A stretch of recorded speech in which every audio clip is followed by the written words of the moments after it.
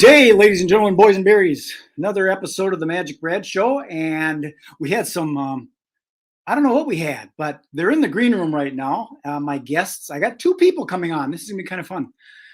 So I'm gonna go get them in the green room. They're in there with my digital hors d'oeuvres. I've got some cocktails back there and some coffee and tea and juice and stuff, but it's all digital, very low cal. And I'm gonna go get them right now. Just got to knock on the door. Where the heck are they? There you are. Hi. Hey, Dad. How's your world? Oh, it's fun. It's fitting both you guys. You got to go cheek to cheek so you can fit you in there. That's good. There we go. There you go. And it's backwards too, so you know. For those that don't know, these are some new friends of mine. They're local in the Twin Cities here, if you don't know that. It's Elizabeth and Casey Peak. And Elizabeth's background is photography, and then she's moved into another area of branding, which is a very interesting topic. I've been spinning it around in my head. So that's our topic today is, where is it? Dun, dun, dun, your authentic brand. What the heck? So what do you guys feel a brand is? Because to me, they used to heat this thing up in the fire, and then the ranchers would burn their cows' butts, so they put a brand on it, so you knew that was their cow. Isn't it kind of that branding? It's very similar, except that we're taking these virtual hot pokers of ideas that we create, and we're branding people's minds with it. It's an interesting thing, you know. One of my favorite brands is Target Corporation. Mm-hmm. And I remember when they were launching Target Greatland, there was a billboard on Highway 94 going, I guess it'd be east. And it started out as just a blank board. And it was kind of weird, just a white board.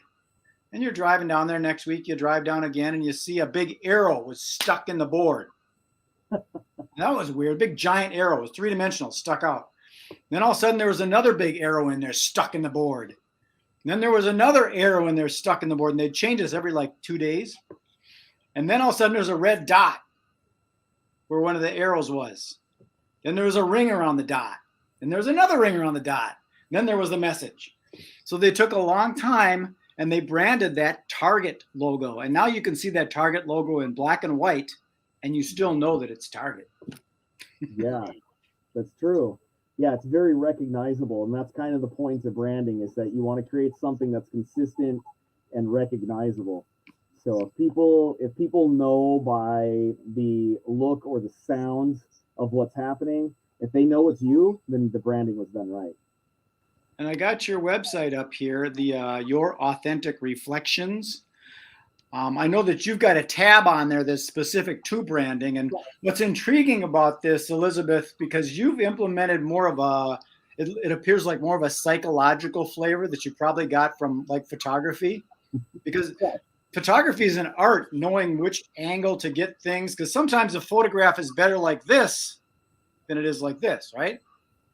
And you wonder, why is that? Like, here's a good example. I've got a magician friend, and he's a comedian, and it's a profile view, and then he's got a rubber chicken sticking out like this, and it's just sticking in the air, so it looks like it's like floating. You don't realize somebody's probably holding it on the other side. So it's kind of intriguing when you see it, because it disrupts your thinking, and that kind of puts the brakes on a person. It's sort of a photographic speed bump.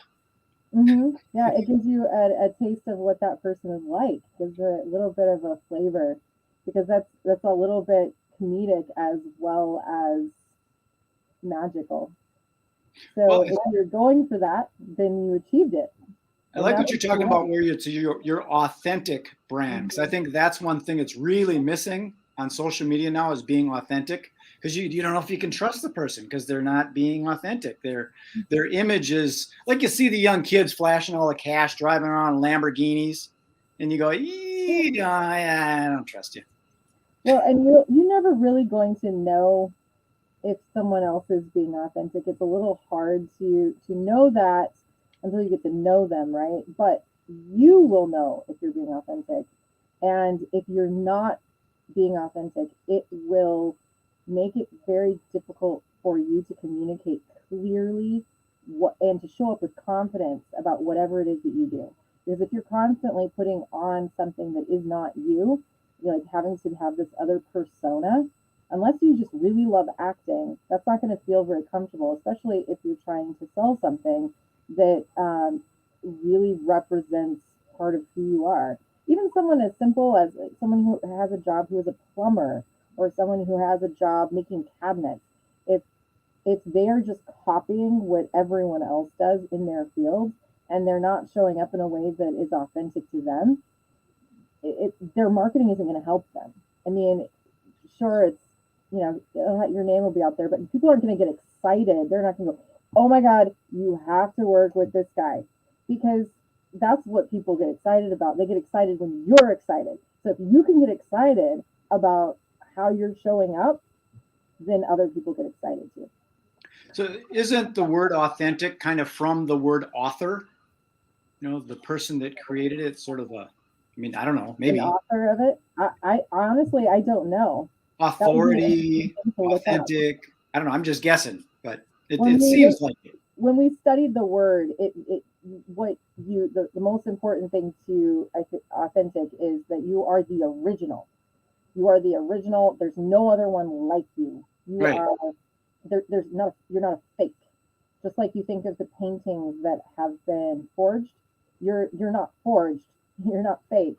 You are yourself. You are the only one of its kind. Right. You're not a replica. Kind of like an owner operator, even though they don't have employees and things around them, they can still create a culture, kind of like what Apple's done. You know, Yes. People buy Apple because of the culture.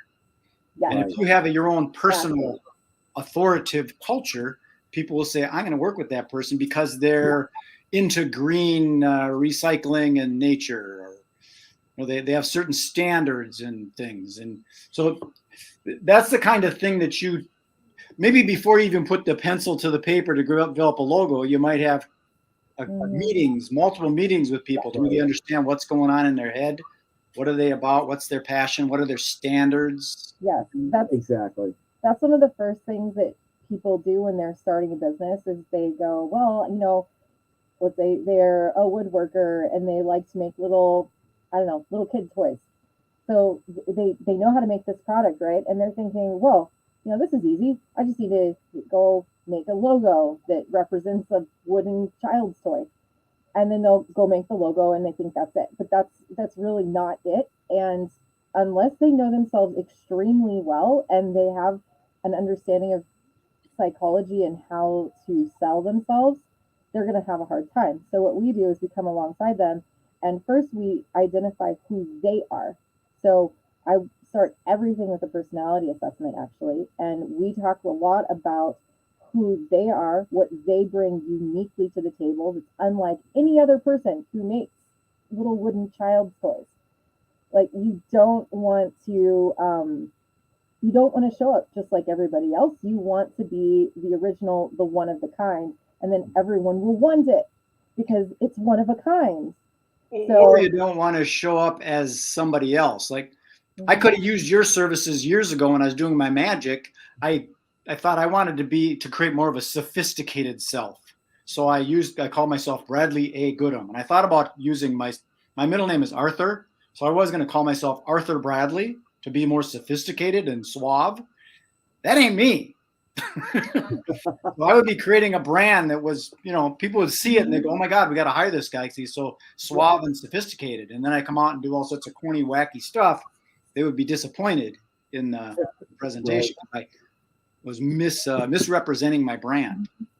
Yeah, and you know, when you're a performer, it's a little different sometimes because you maybe have a different persona, but you need to identify what that persona is. So if you're pretending to be someone else, you need to understand, you really need to understand who that other person is, and then be able to show up as that other person consistently, because otherwise you're just going to confuse people. Do you run into that, like with your photography and things when you're shooting? I don't want to use that word, shooting, taking pictures of. When you're taking pictures of somebody, I'm capturing the life essence of my subject. There you go. That's kind of what I was alluding to find out what's inside of them that needs to come out, instead of, why don't you pose over here by the barn and put your foot up on the stump? that ain't me. No, okay, let's move it over to the prairie and get a picture of the Yep. sunflowers. That's why we do Right. the same thing, whether it's branding or photography. We do a personality assessment, because what we found is that in order for someone to show up authentically, it's even as simple as the colors they wear actually can influence how they look, sound, or feel, even how they feel when they're on set. So for instance, I've had women come to me who love boudoir photography, and I do this boudoir session with them. And a lot of women have an idea in their heads of what boudoir is supposed to look like or what is sexy. So they'll bring those clothes, usually black or red, and they'll wear those. And I had this one lady come, and we had this session, and it was, it was good. But it wasn't until the very end, she had a friend with her, and she had felt a little awkward in some of the pictures, and they worked okay, but it wasn't like I was sitting there going, well, we really captured her yet. And this was when I was first learning, like really understanding what it was that I could do for people. And we looked at her suitcase, and she brought a scarf. It was just a scarf. It was like a paisley scarf. It was one of her favorite objects of clothing. And so she just brought it because she liked it so much. And I took that out and I wrapped it around her. It was knowing who she was and having, like, now looking at it, I go, looking at her personality, the kind of colors that she should have been wearing, all those things, it matched her perfectly. She felt comfortable in it. She wrapped it around herself, and we posed her next to a window. That was the one. That was the moment where I was like, we got it. And that was the one she wanted. And that's when it really clicked for me. After that, I started doing my system with everyone, helping them find the right colors and helping them find the right clothes and way to put themselves forward. And consistently, every time I did that, those are the pictures they bought. So it totally makes sense. I mean, I remember years ago, I was in the business that went to a lot of conventions, and there was this woman that always wore a flower in her ear. And it was her brand. So you go to the convention, you look around, and there she is. You could just zoom right in on it because she had that thing, and it fit her. It kind of had that that Hawaiian feel to it, and it was appropriate. But do you use like tools and things to like assess that personality and figure out what those colors are and what that personality is? There's a course called Dressing Your Truth that my mother showed me years ago, and at first I thought it was crazy because this woman uses she does this energy assessment basically, and you just a little personality test, and you learn about yourself, and you find out what your colors are. And for me, I just thought that sounds ridiculous. Like colors aren't a personality. But I went ahead and did the course. I took things, I took it in over time, years really. And then I started applying it to my customers because I found it started working. Like I knew enough about it to understand, wait, when she wears that, she's really happy, and that's what she buys. And so that's how it started. So we use all of those same things that she teaches for helping people find what to wear in our branding. The interesting thing is she's also written books about raising children. She uses this for helping people with their interior design. She uses it for everything. So, except she doesn't use it for what we use it for. So that is where I took it in our own direction. And so when anybody works with us, they have the influence of Carol Tuttle with Dressing Your Truth. And if anybody wants to do that course, it's actually free. It doesn't cost any money to do the initial assessment or anything like that. But what we do, we take it a step further and we apply it to your brand. I think that could also be very helpful. Like if you find out that like you and your prospective client don't match, you find out, this ain't going to work. Maybe we shouldn't work to each other. I should maybe refer you to something. Save a lot of time and lawsuits. We have found that certain personality types, when they take the test, there's certain personality types that we know we're going to be doing more work. And it's just because of the kind of person they are and the way that their mind works. And that's helpful for us going into it so that we can make sure that we we handle the situation well. If someone needs a lot of detail and they need a lot of handholding, it's better to know that right up front so that you can give them a better estimate of how long it's going to take, or understand the best ways of communicating. Yeah, me and my wife got into some things about like figuring out each other's personality, and that way, you know why someone's saying something, and you know not to take it the wrong way, because you could just it's two different languages you're speaking to each other, and might not even know the language, but you know the feeling, you know.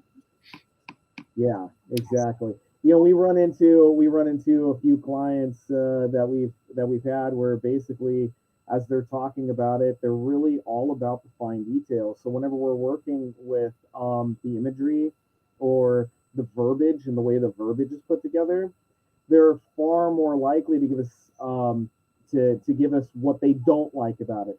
Not necessarily what they do like or what they're looking to see, but what they don't like about it.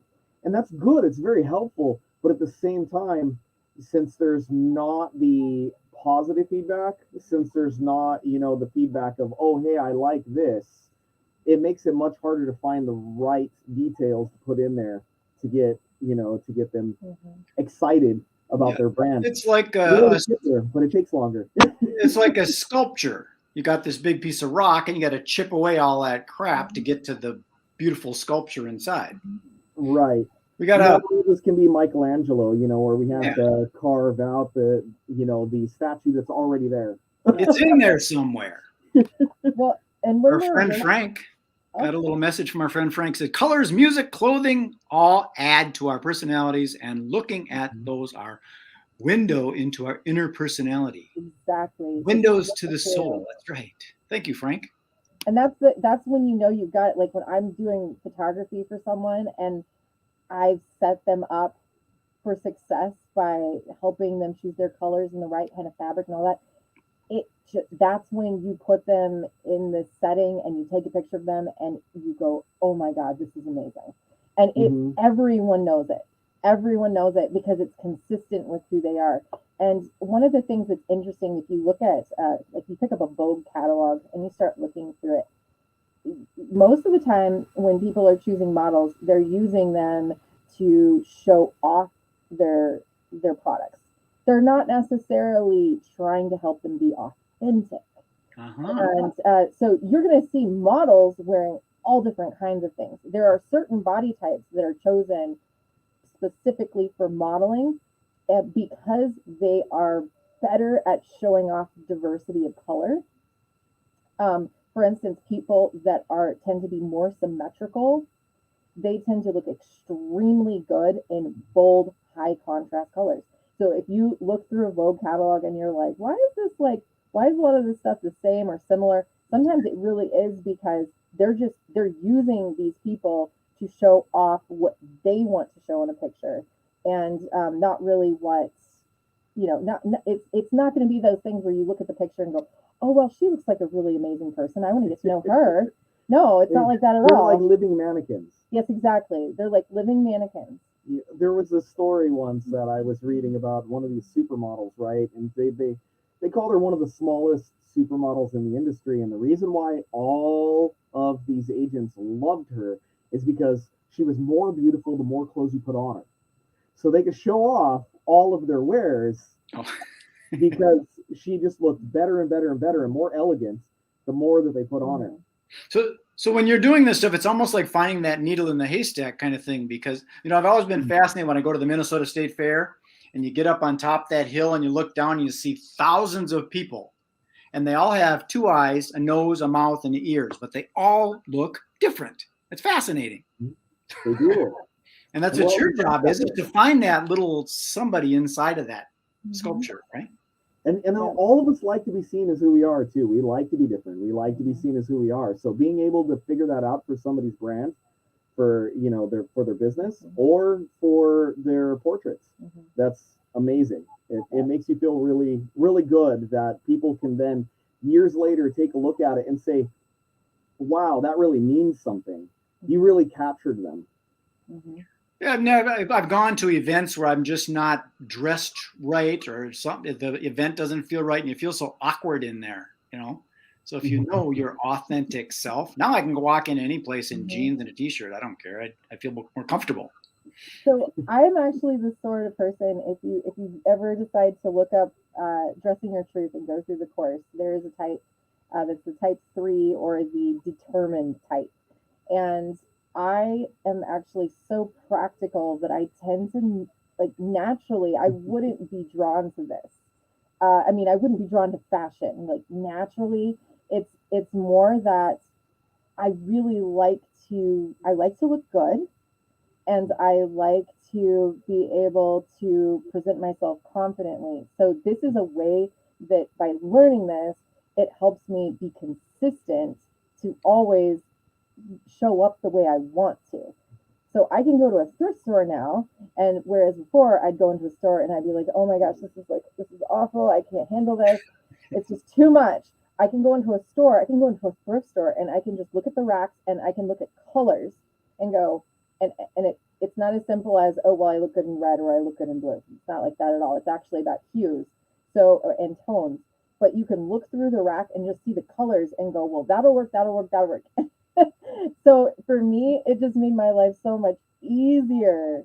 So it takes a little bit of time to learn some of these things, but it can help you in the long run. And I have, whenever I go shopping with people, if I've done this profiling with them beforehand, it goes so easy. They're like, "Oh my gosh, can you shop with me all the time? This is so much fun." Yeah, it helps to get someplace when you know where you're going, right? When you got a roadmap. Mhm. Yes, if you know, if you can go and put something on and know why it doesn't work, not just put it on and go, "Wow, I'm so ugly. I can't believe I don't look good in this." Like, women think that they'll see something on Mhm. someone else, and then they'll put it on themselves and go, "Oh well, it's because my butt's too big, or it's because, you know, my waist is too short," or something like that. But it isn't. It's not at all. It's just that that isn't the right kind of clothes they should wear because it doesn't really reflect who they Right. are. Yep. Men think that too, but their egos prevent them from admitting it. Well, Elizabeth and Casey, we've gone for like 22 minutes, and I try and keep these kind of condensed so people can consume them all. So I'm going to pop your little website up there again. This is where information is, how to find you and connect with you. Is there any parting words you want to say before I pop you in the green room and you can finish off those free hors d'oeuvres? Yeah, you feel free to reach out. We're happy to do a free assessment with you and talk about anything that you're looking to brand, so whether it's yourself or whether it's a business. And we can have a chat about it. There's no obligations to buy, but I think that you'll find that we're very good at what we do, and you'll end up wanting to book with us. Cool. Well, there we go. Okay, thanks, you guys. Go ahead and go in the green room. I'll come and catch you after we can have a chat. Okay, thanks. All right. Bye. Thank you. Well, that was fun, wasn't it, ladies and gentlemen, boys and berries? Well, I'm going to sign this off, like I said, and then we're going to have a little conversation. I'm going to beam it up to the universe. If you want to create your unique and authentic brand, you know how to get a hold of them. They're right there. Your authentic reflections. It's kind of like looking in the mirror and seeing yourself. You've done that before. Okay, that's it. Peace, love, and happiness. This is Magic Brad signing off. At the end of the day, be good, be kind.